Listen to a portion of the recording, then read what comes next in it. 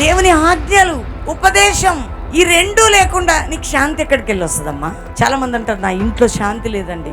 సుఖం లేని జీవితం అండి. ఎందుకు సుఖం ఉండదు? బైబిల్ ఏం చెప్తుంది అంటే, నువ్వు నా ఉపదేశమును మరువకు. ఉపదేశం ఏంటి? ఈ రోజుల్లో అప్పులు పోతాయి, సమస్యలు తీరుతాయి. ఇది ఉపదేశం కాదు.